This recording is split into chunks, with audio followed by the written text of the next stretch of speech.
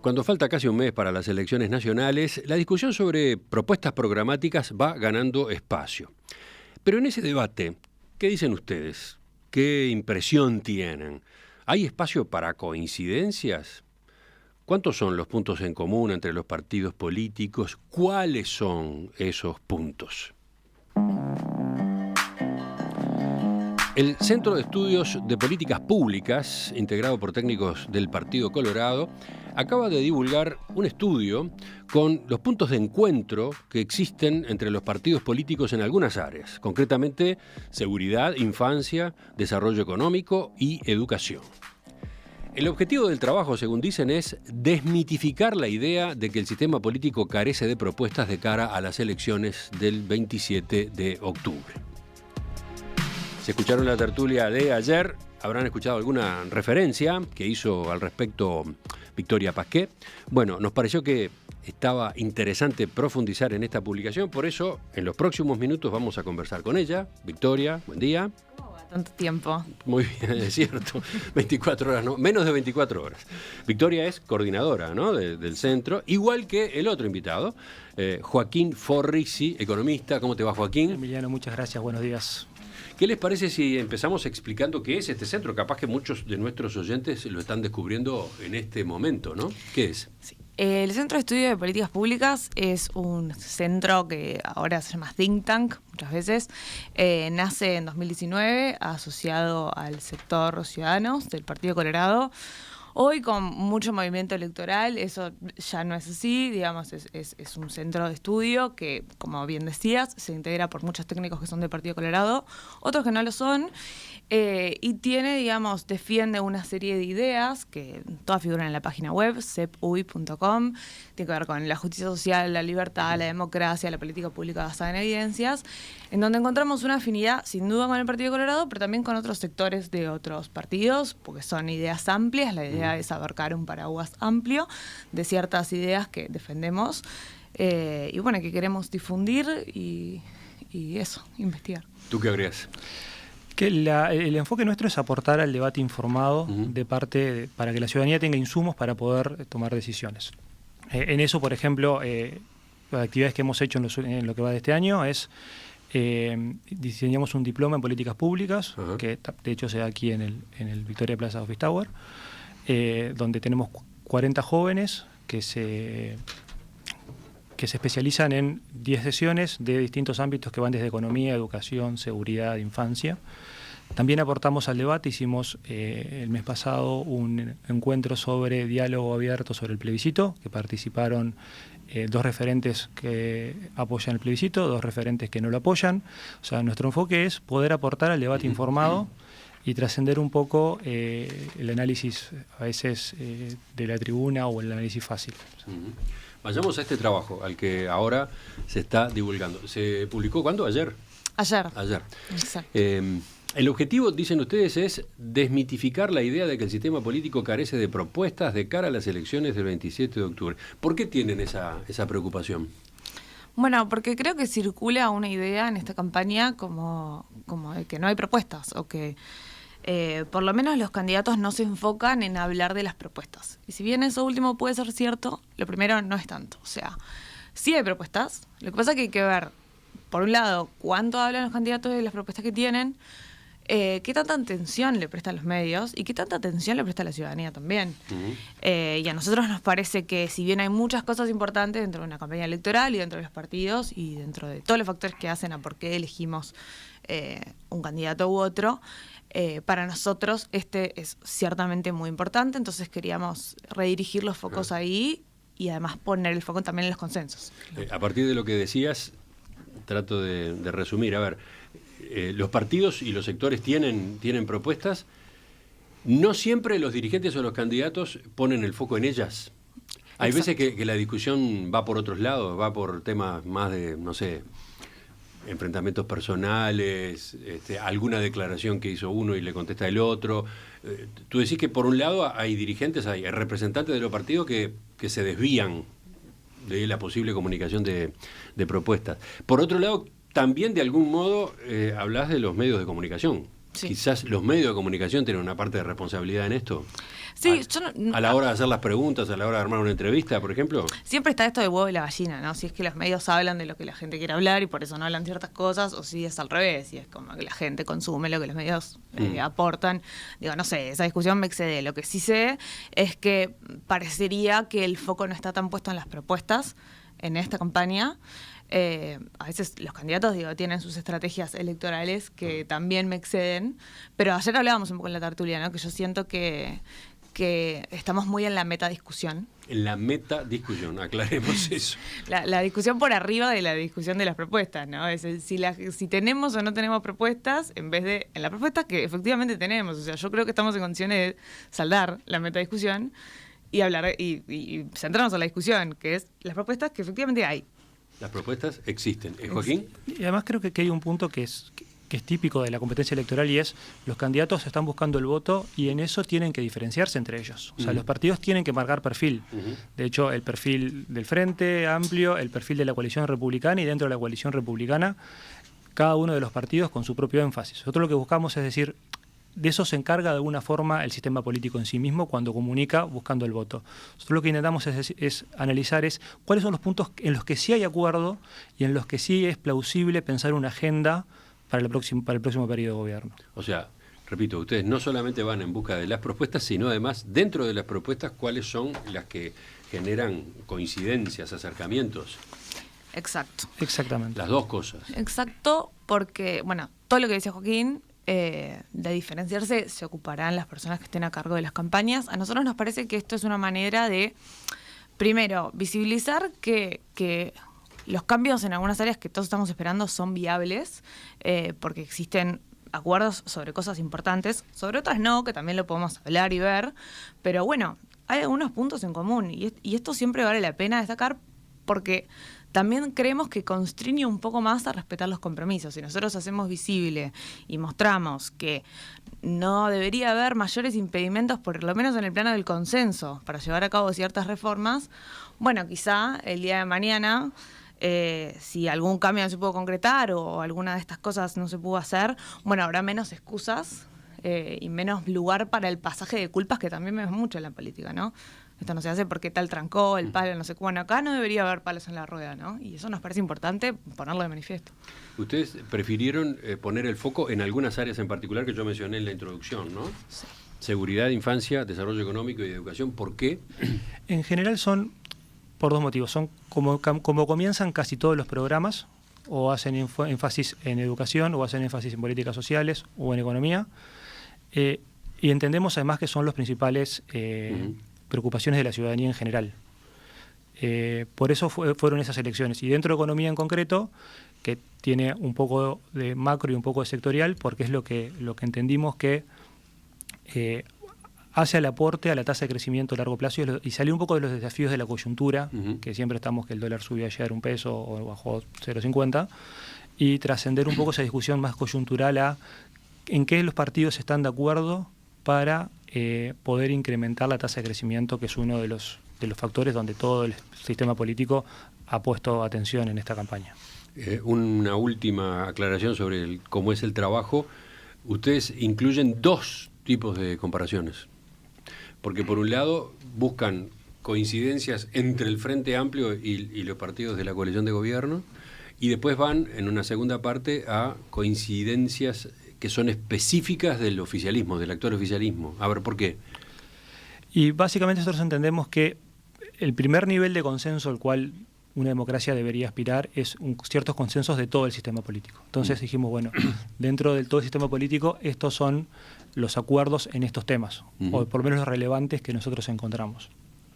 Después, dentro de la coalición, eventualmente, si es gobierno, son programas independientes, por lo tanto, también como fue en el 2019 el compromiso por el país, deberán encontrar puntos de encuentro sobre cuál es la agenda para el próximo periodo. Entonces buscamos encontrar esos puntos de consenso dentro de la coalición que tienen distinta suerte dependiendo de cuál sea el área que se analice. En esto último están como realizando una tarea similar a la de la calle Pou en la campaña del año 2019, cuando iba recorriendo el país en los actos con los programas de los distintos partidos de la coalición multicolor y mostraba que había marcado tales y cuales puntos de consenso, de acercamiento?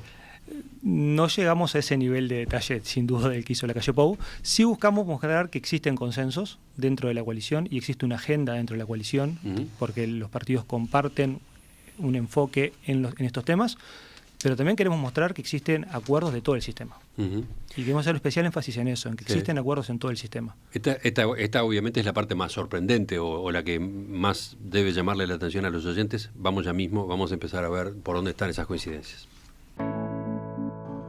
Propuestas programáticas 2025-2030, un análisis de convergencia, así se titula este estudio que publicó el Centro de Estudios de Políticas Públicas. Estamos conversando con sus coordinadores, Victoria Pasqué y Joaquín Forrisi. Victoria, ¿ibas a agregar algo?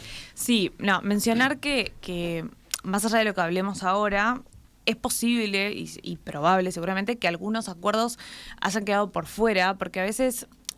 O sea, no siempre los programas tratan los temas en el mismo orden o en el mismo capítulo. Nosotros queremos después analizar otros capítulos que en esta oportunidad no analizamos, salud, eficiencia del Estado, en fin, otras cosas. Y a veces pasa que esos capítulos contienen disposiciones que podrían también englobarse dentro de otro capítulo. O sea, es posible que haya acuerdos por fuera de los que vamos a mencionar hoy. Nosotros vamos a mencionar algunos, los que encontramos en esta oportunidad. Y también decir que a veces cuando no mencionamos un acuerdo, no quiere decir que que haya un partido que esté en contra de esto. A veces es simplemente que no lo menciona. A veces ocurre que ese tema no está en el programa, por exacto. ejemplo. A veces no está en el programa. Los que vamos a mencionar ahora son cosas que están en el programa, a veces con diferentes niveles de abstracción y de generalidad, pero que nosotros entendemos que que se puede entender comprendido. Bueno, ya que tenemos un economista y ya que el tema económico ha estado tan en el tapete en estas últimas horas, empecemos por ahí. Economía. Ustedes remarcan que todas las propuestas programáticas analizadas manifiestan con distinto grado de detalle y profundidad un compromiso con la sostenibilidad fiscal. Ahí hay una coincidencia. Sí, parece trivial. De hecho, fue una de las discusiones que tuvimos a la interna cuando vamos el documento. ¿Esto es algo a mencionar todavía en Uruguay en 2024? Y viendo un poco el contexto regional entendíamos que sí. Todos sabemos lo que está pasando eventualmente con el plebiscito de la seguridad social y eventualmente distintas estimaciones de los costos que eso podría tener. Entonces, el compromiso expreso en todos los programas de gobierno de que la sostenibilidad fiscal es un pilar fundamental en la política macroeconómica para mantener el crecimiento económico y poder financiar las políticas sociales, y eso cada uno de los partidos hace un poco más de énfasis según su propio perfil ideológico, sin dudas, nos pareció algo que valía la pena destacar. Pero hay más. Iremos profundizando, pero por lo menos menciono. Hay coincidencias en defensa de la competencia, negociación colectiva, políticas activas de empleo. ¿Vamos de a poco? Vamos de a poco. Con defensa de la competencia, en lo personal fue algo que me llamó la atención, encontrar coincidencia en todos los programas de gobierno. Ha habido una agenda en los últimos 2 años, por ahí, donde la defensa de la competencia se ha puesto un poco más en el tapete, con el famoso cuánto cuesta la pasta de diente, que ha sido tema de la prensa y de la opinión pública. Y eso responde en gran medida, entre otros factores, al nivel de intensidad en la competencia que hay en determinados mercados en Uruguay. Y que todos los partidos políticos se comprometan a fomentar la competencia, entendemos nosotros que es un aporte tanto a poder vivir más barato como poder producir en forma más barata para el exterior. Ustedes resaltan, por ejemplo, que el Partido Nacional propone reforzar las capacidades de la Comisión de Defensa de la Competencia, mientras el Frente Amplio sugiere un nuevo diseño institucional que le otorgue más autonomía que la actual. Sí, eso es... quien lo expresa, el Frente es el único partido que lo deja expreso, que cambiaría el diseño institucional. En general en el mundo, la Comisión de Defensa de la Competencia, o como se llame en otros lugares del mundo, suele no estar bajo la órbita del Ministerio de Economía y Finanzas, suele estar sobre un organismo independiente. En Chile, por ejemplo, depende del Poder Judicial. Y eso es lo que está planteando el Frente Amplio. Eso es un poco el planteamiento del Frente Amplio, sin prejuicio de lo cual todos los partidos manifiestan que debería reforzarse las capacidades y reforzarse el trabajo en el control de posiciones dominantes de algunas empresas.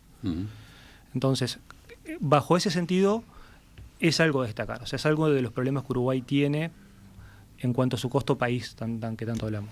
Vamos a negociación colectiva. Ustedes ponen que, a pesar de matices entre los partidos, todos coinciden en que la negociación colectiva debe contemplar las escalas de las unidades productivas, o sea, de las empresas. Sí, fue otra de las sorpresas. Por ahí en la coalición es más sabido que todos los partidos han propuesto mecanismos de descuelgue con mayor o menor nivel de flexibilización al mercado de trabajo para la negociación entre el sindicato y los trabajadores con las empresas. Pero el programa del Frente Amplio manifiesta que exactamente esa expresión es que la negociación colectiva, si bien debe abogar por el incremento del salario real y mantener el empleo y las condiciones laborales, más o menos, al momento de la negociación colectiva se debería considerar el tamaño de las unidades de las empresas, especialmente en las micro, pequeñas y medianas empresas. Y eso hace al mercado de trabajo de alguna manera. Eso tiene que ver, aclaro un poco más, con lo que es la costumbre de negociar por ramas de actividad, ¿no? Y bueno, y cómo los acuerdos para una rama no necesariamente son tolerables, son bancables por algunas empresas, por algún tipo o tamaño de empresas, ¿no? Sí, en general es una preocupación de las cámaras empresariales, que las pequeñas y medianas empresas suelen no formar parte a veces de la mesa de negociación directamente, entonces se les exige ciertos niveles salariales o de compromisos de los consejos en los cuales para una pequeña empresa no tiene el nivel de productividad, organización y escala que tiene una gran empresa, sin embargo debe asumir el costo salarial. Y por último, en este terreno del desarrollo económico, políticas activas de empleo. Ante el desempleo cercano al 25%, en menores de 24 años, todos los partidos contemplan incentivos tributarios para la contratación de jóvenes. Sí, creo que es programa de o sea, la rama etaria de menores de 24 años es la que presenta mayor desempleo. Si bien la tasa de actividad es más baja, es la que tiene mayores tasa de desempleo, lo cual es bastante lógico, dado que muchas veces tiene que ver con un desempleo de la primera oportunidad laboral, y eso genera restricciones al acceso al mercado de trabajo, y es lógico que la política pública se ocupe de que esa población pueda acceder a su primer trabajo y en ese sentido poder facilitar la contratación por parte de las empresas. El Partido Nacional y el Frente Amplio son una meta cuantitativa, por ejemplo, si no recuerdo mal, 15.000 puestos de trabajo promete el Partido Nacional, 12.000 el Frente Amplio, pero de la misma forma Cabildo Abierto y el Partido Colorado también plantean que la actual ley de promoción de empleo, que es la 19.973, que contempla algunos incentivos BPS, debería profundizarse. Por supuesto que vamos a ir mirando ahora después otros de los capítulos, pero en este que hemos estado considerando hasta ahora, economía, el hecho de que ustedes hayan detectado estas coincidencias, 4 grandes coincidencias que cruzan a todo el espectro político, ¿qué implica? ¿Qué implica en cuanto a la economía del país, al futuro de la economía del país? Y yo creo que es un buen mensaje el compromiso de la sostenibilidad fiscal, es un buen mensaje para los mercados y es un buen mensaje para la población en general. Después, ¿cómo se logra sostenibilidad fiscal? Es algo donde los partidos aún deben ponerse de acuerdo, pero habitualmente suele ser economía de los tópicos donde hay mayor perfil de los partidos políticos por lo que implica en sí mismo. Después, con respecto a la negociación colectiva, creo que es algo a destacar, o sea, creo que ha sido harto discutido la necesidad de modificar la forma en la que se negocian los consejos de salario, después de casi 20 años ya que están aplicados. Y por último, las políticas activas de empleo siempre han estado dentro de todos los programas de los partidos políticos tradicionalmente, pero que en esta oportunidad hagan énfasis en el empleo juvenil, creo que existe una buena ventana de oportunidades para un acuerdo macro que permita implementar estas políticas. Así. Bueno, entonces tenemos coincidencias importantes. ¿Y las diferencias qué son? ¿Matices entonces? ¿O hay algunas diferencias de fondo? No, o sea, sin dudas en materia económica existen diferencias de fondo dentro de los partidos políticos y algunos, inclusive, algunos matices capaz que no tan de fondo dentro de la coalición. Nosotros lo que buscamos en este caso fueron las cosas en las que están de acuerdo. En las que no están de acuerdo, en general el sistema político se ha ocupado de poder expresarlas en forma clara. Hoy más temprano en la entrevista también. Claro, en la entrevista con el diputado Gonzalo Sibila. Pero por nombrar algunas de las cuestiones dentro de las cuales hay acuerdo inclusive entre algunos miembros de la coalición y el Frente Amplio, que me parece que es algo que puede ser a destacar, es en la implementación del IVA personalizado. O sea, el Partido Colorado, el Cabildo Abierto y el Frente Amplio manifiestan tender hacia un IVA personalizado bajo los medios de pago electrónicos de las tarjetas de BPS y tarjeta Uruguay Social.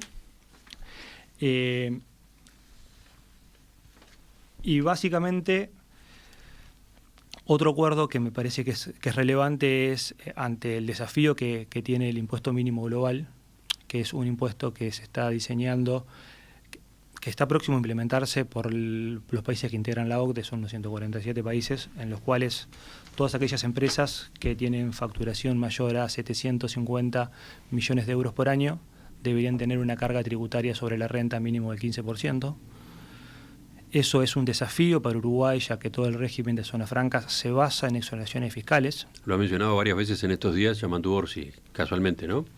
Y son expresos tanto el Frente Amplio, el Partido Nacional como el Partido Colorado, en que hay que encontrar mecanismos para que este impuesto mínimo global, que es una condición externa, de la cual sin dudas Uruguay no va a poder estar exento, y en caso de que no encuentre un mecanismo para poder recaudarlo, ese impuesto va a ser recaudado por el país donde está la casa matriz. Encontrar mecanismos alternativos o compensatorios que permitan mantener las inversiones y seguir atrayendo nuevas. Enseguida retomamos la entrevista que estamos teniendo esta mañana con Victoria Pasqué y Joaquín Forrisi, coordinadores del Centro de Estudios de Políticas Públicas. ¿Dónde más? ¿Qué otras coincidencias programáticas detectaron entre los partidos políticos en esta campaña electoral?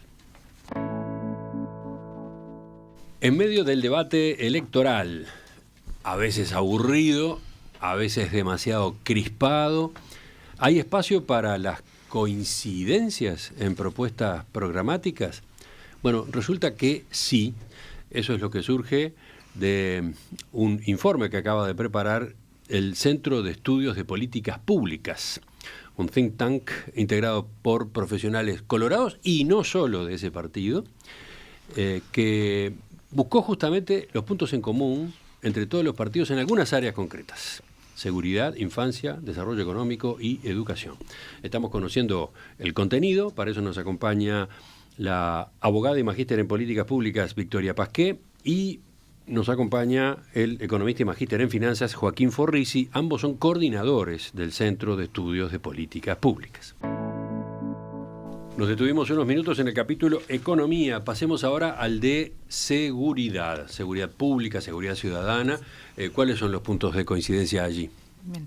Lo primero que para mí es importante decir es que todos los programas son enfáticos en cuanto al rol del Estado en la política social. Y eso se ve mucho en los capítulos de seguridad también, porque en general aparece como vinculado. O sea, un Estado presente en el territorio, en los barrios, con infraestructura, con mesas de diálogo, es algo que se ve en todos los programas de manera transversal.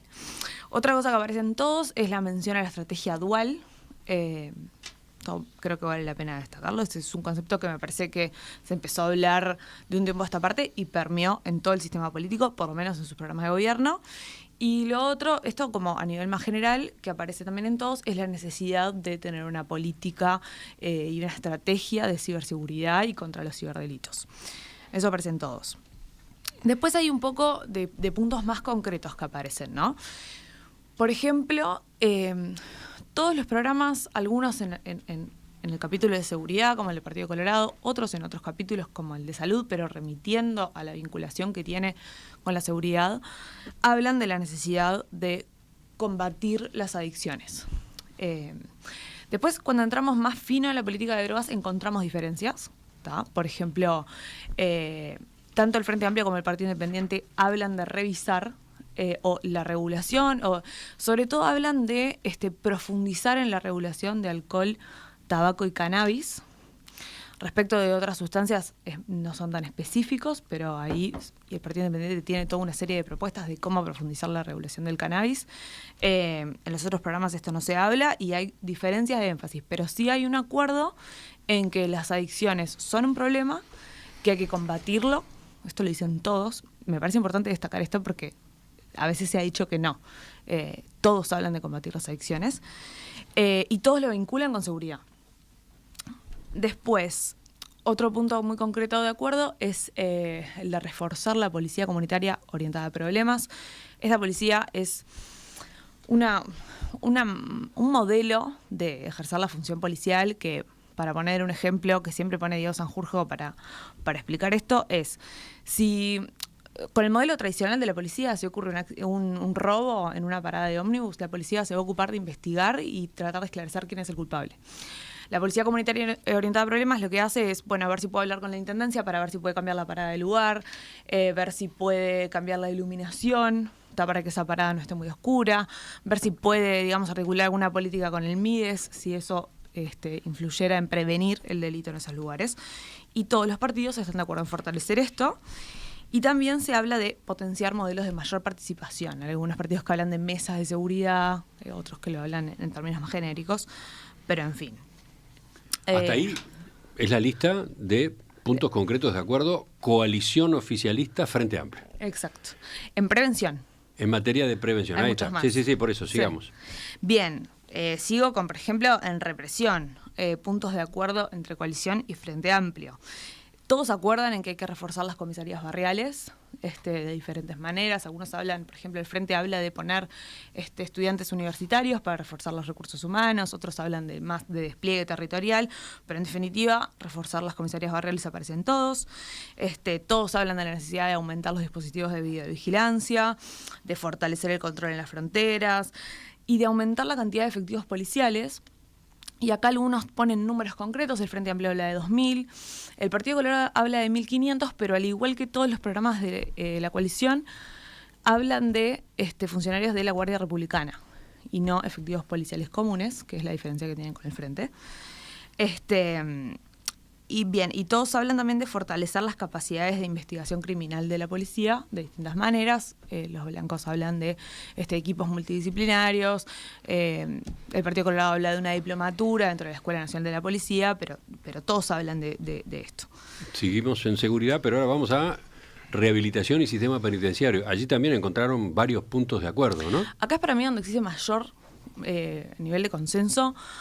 En seguridad seguro, y quizás también considerando infancia y educación. Hay mucho consenso en lo que hay que hacer con el sistema carcelario. Todos están de acuerdo en fortalecer la utilización de medidas sustitutivas. Medidas sustitutivas a la prisión, ¿no? A la prisión, exacto. Todos están de acuerdo en que hay que universalizar la atención médica en las cárceles, en que hay que fortalecer la DINALI, que es la Dirección Nacional del Liberado, la dirección del MIDES, que se ocupa de las políticas de reinserción social una vez que las personas privadas de libertad salen de la cárcel. Que hay que tratar especialmente en la cárcel la salud mental y las adicciones. Todos hablan de que arriba un 80% de la población carcelaria tiene problemas de adicciones y también de salud mental en un porcentaje quizás menor, pero también muy alto, y hay que tender hacia planes de tratamiento personalizados. Para esto hay que aumentar mucho los recursos humanos y también el presupuesto, y esto se dice específicamente, explícitamente, sino a las cárceles. Y también fomentar el trabajo y la educación. Y acá también aparecen un poco de matices porque, por ejemplo, Cabildo Abierto habla de que hay que hacer el trabajo obligatorio en las cárceles. Es el único partido que lo pone en esos términos. El resto hablan de un fomento del trabajo y de aumentar los cupos para trabajar y para estudiar. Seguimos en seguridad porque son varias páginas las que ustedes dedican a seguridad por subcapítulos, digamos, ¿no? Ahora podríamos ver lo que ocurre en cuanto a coincidencias a propósito de funcionarios policiales. Exacto, la policía. Bueno, todos destacan que acá es muy importante fortalecer la formación de los policías. Algunos hablan de aumentar cantidad de horas, otros hablan de aumentar la oferta de licenciaturas, diplomaturas, posgrados, etcétera, de estudios especializados, pero en definitiva todos hablan de fortalecer la formación que tienen los policías, así como de hacer una política integral de salud mental especializada en los policías y de aumentar los planes de vivienda que están dirigidos a los policías, así como aumentar los salarios. Eso para los policías. Y por último, en cuanto al Ministerio de Justicia, ahí hay mucha conversación con respecto a esta creación. ¿Qué encontraron ustedes? Bueno, el Ministerio de Justicia es un punto en el que acuerdan todos los partidos menos Cabildo Abierto.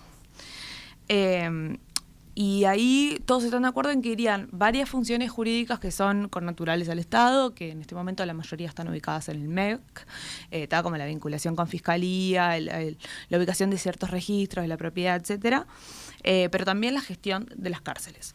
Y respecto a la gestión de las cárceles, si bien todos los partidos están de acuerdo con que hay que sacar de la órbita al Ministerio del Interior, al Instituto Nacional de Rehabilitación, hay diferencias en cuanto a que, por ejemplo, el Partido Colorado dice que esto debería ser un servicio descentralizado.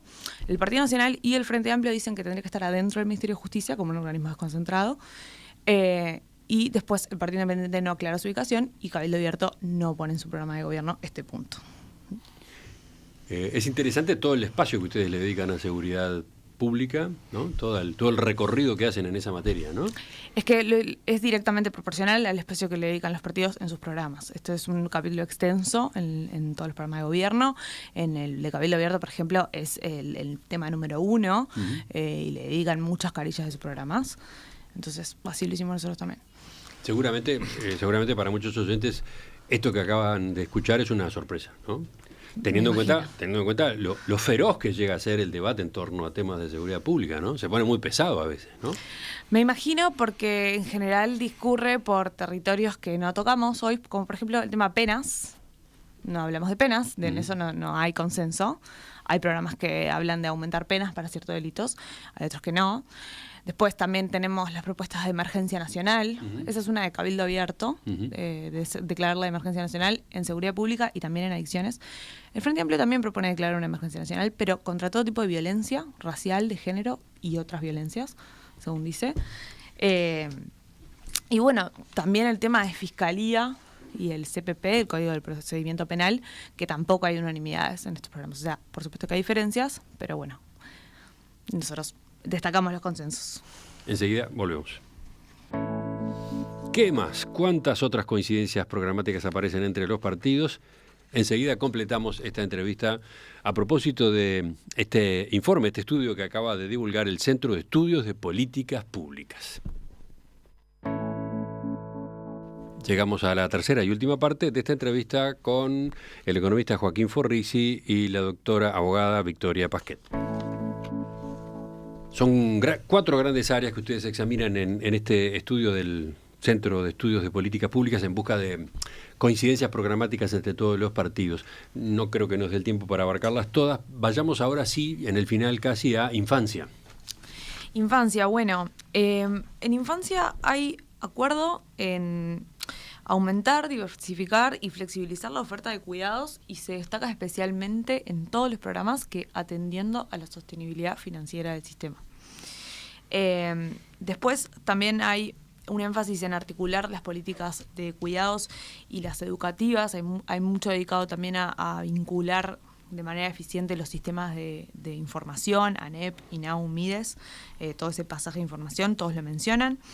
Después también se prioriza bastante el acceso prioritario a políticas públicas en materia de salud y de alimentación para la primera infancia y también para madres gestantes. Ese binomio madre-hijo se menciona en todos los programas. Algunos hacen mención de la importancia de los primeros 1000 días de cuidados, otros hablan de 2000, pero en definitiva eso está presente en todos. También todos hablan de priorizar el acceso a la vivienda de familias con primera infancia a su cuidado y todos hablan y vinculan a la infancia también los centros de referencia o los centros de atención integral, que tienen muchos nombres también por fuera de los programas. A veces se habla de PLAIS, como plazas de integración social. Son estos centros asimilables a lo que hay hoy en Casaballe. Y todos hablan de que esos centros deberían expandirse. El Partido Independiente, por ejemplo, habla de 25, y tener servicios vinculados a la atención a la primera infancia. Y bueno, y después ya un poco por fuera de los consensos, pero atendiendo un poco el primer objetivo de este trabajo, que es poner de manifiesto que hay propuestas muy interesantes acá en infancia, en mi opinión, ¿no? Por ejemplo, el Partido Nacional habla de que la licencia maternal se pueda estirar más en el tiempo, cobrando el mismo monto a elección de la persona que que lo va a cobrar. Bueno, Cabildo Abierto hace mucho énfasis en la flexibilización del trabajo para compatibilizar con los cuidados. Habla de pagarle un salario incluso a las madres que al tener su tercer hijo, porque es un partido que resolvió dedicarle bastante espacio a las políticas de natalidad, pero también las vincula con la infancia. Dice, bueno, la madre que quiera tener su tercer hijo, que el Estado le pague un salario, si lo decide, creo que es equivalente a 10 salarios mínimos nacionales, si resuelve criar a sus hijos, ¿no? Es una propuesta de Cabildo. Y bueno, el Partido Colorado, por ejemplo, tiene la propuesta de articular sistemas de cuidados con INEFOP para generar planes en los cuales las madres, o sea, para la primera infancia que vive en hogares de jefatura femenina, que son el 70%, esas madres puedan capacitarse a través de INEFOP y tener a sus hijos al cuidado del sistema de cuidados. Así que bueno. Vamos al galope y creo que nos queda algún minuto, entonces pregunto por educación. Allí, ¿cuáles fueron las coincidencias? Por ejemplo, ¿qué pasa con la continuidad de la transformación educativa que se está implementando en este periodo de gobierno? Bueno, ahí hay de todo, para hablar de cosas que se mantienen. Por ejemplo, es extender el tiempo pedagógico, es algo que aparece en todos los programas, ¿no? Seguir procurando universalizar el acceso a escuelas y liceos de tiempo completo, o por lo menos de tiempo extendido. Promover que los educadores y en realidad todos los actores del sistema educativo tengan acceso a formación continua, permanente para toda la vida. Esto aparece en todos los programas también. Mejorar la articulación entre la educación y el mundo del trabajo. Algunos son como más específicos en esto, por ejemplo, el Partido Nacional y el Partido Colorado hablan de extender la educación dual, pero sí todos mencionan que hay que vincular mejor la educación con el mundo del trabajo, y también la conexión, la coordinación, la articulación entre CEIBAL y la ANEP para todo lo que es tecnología, vinculación, educación y tecnología. Hay más incluso, todos enfatizan como la importancia de universalizar el pensamiento computacional, las habilidades STEM, la educación en ciencia y tecnología, en profundizar en educación inclusiva. Algunos van incluso más lejos, el Partido Nacional propone eliminar las escuelas especiales, las llamadas así. Otros tienen propuestas más concretas también en este sentido. Pero bueno, finalmente también tenemos consenso entre Frente Amplio, Partido Nacional y Partido Colorado en promover la educación sexual en el sistema educativo, y esto es algo que acá encontramos una diferencia importante. Cabildo Abierto se opone como con bastante vehemencia, si bien plantea que habría que enseñar en el sistema educativo todo un módulo preventivo contra el abuso sexual y la detección de esos casos. Sí plantea, acá cito, ¿no? Eliminar de cualquier contenido curricular todo lo que tenga que ver con la ideología de género y la educación sexual cuando no corresponde a los niveles de desarrollo cognitivo de los educandos. Creo que después de escuchar la entrevista, y más si los oyentes van y recorren este estudio que ustedes acaban de publicar, que obviamente es más extenso, ¿cuántas páginas son? 25 páginas. Hay una constatación, existen coincidencias, una larga lista de coincidencias en materia programática entre todos los partidos políticos en estas áreas particularmente sensibles que hemos estado comentando. Existen. Y entonces, la pregunta es, ¿y entonces qué? O sea, ¿ustedes imaginan que en el próximo periodo de gobierno puede haber acuerdos? Estos son puntos en los que va a haber acuerdos. ¿Ustedes perciben que hay un ánimo favorable a la búsqueda de coincidencias en estas materias? En términos de economía, por lo pronto, el Ministerio de Economía y la Política Económica depende habitualmente directamente del presidente. Sí. Y eso ha sido tradicional en la democracia uruguaya desde hace muchos años. Entonces, sin duda, el partido que gobierne, sea por la coalición o sea el Frente Amplio, y el sector del Frente Amplio seguramente imponga los grandes lineamientos sobre cuáles son, por lo menos en términos de gasto público y tributos, seguramente sea más una política del Poder Ejecutivo Sí creo que existe cierto consenso para avanzar en algunos temas de desarrollo de algunos sectores de actividad. Por ejemplo, todos apuntan a reducir la carga tributaria en pymes y desburocratizar, todos apuntan al hidrógeno verde, todos apuntan a ciencia y tecnología. Entonces, si bien la política macro de consistencia macroeconómica habitualmente depende del Poder Ejecutivo, y creo que eso se va a permanecer así, creo que van a existir serias posibilidades de acuerdo en lo que tiene que ver con sectores de actividad o políticas más verticales. Tú contestaste la pregunta a propósito del capítulo en el que te sentís más cercano, justamente, ¿no? El de la economía, desarrollo económico. ¿Más en general, Victoria? Más en general, primero decir que los ciudadanos eligen a sus candidatos por muchas razones. Algunos priorizarán el programa, otros no, y harán ponderaciones de otro tipo, ¿no? Que podrán ser, algunas son de credibilidad, otras son de simpatía, de cercanía. Nosotros ahí no nos metemos, digamos, no nos metemos para nada en la valoración de ninguno de estos programas. Solamente queremos poner de manifiesto que existen algunos consensos porque nos parece importante que los ciudadanos sepan que acá hay terreno fértil para avanzar. A veces las cosas se trancan porque no se llega a los acuerdos o porque pensamos que no hay acuerdo sobre las cosas. Eso pasa en muchos temas. Nosotros queríamos como visibilizar que acá deberíamos tener un terreno bastante allanado y que habrá que trabajar sobre el detalle y la forma y la manera concreta, que eso sin duda siempre es terreno para diferencias, pero debería ser por lo menos un poco más fácil que en otras áreas ver los cambios que todos esperamos por las áreas que mencionamos hoy. En el final leo el penúltimo mensaje que ha llegado de la audiencia, el penúltimo, de Luis, que dice: hace mucho tiempo que no escuchaba un reportaje que me aportara tanta buena noticia. Tengo 70 años, me levantó el ánimo, y agrega: se puede, ¿no? Qué lindo, bueno, para eso lo hicimos también. A nosotros también nos levantó el ánimo, así que le mandamos un saludo muy especial a ese oyente. Totalmente. Victoria Paquet, Joaquín Forrisi, coordinadores del Centro de Estudios de Políticas Públicas, gracias por acompañarnos esta mañana. Muchas gracias a ustedes. Gracias, Emiliano, por la invitación.